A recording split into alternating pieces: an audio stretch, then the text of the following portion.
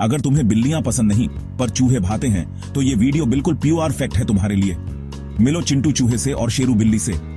चिंटू के पास है दिमाग और शेरू के पास है खैर भूख।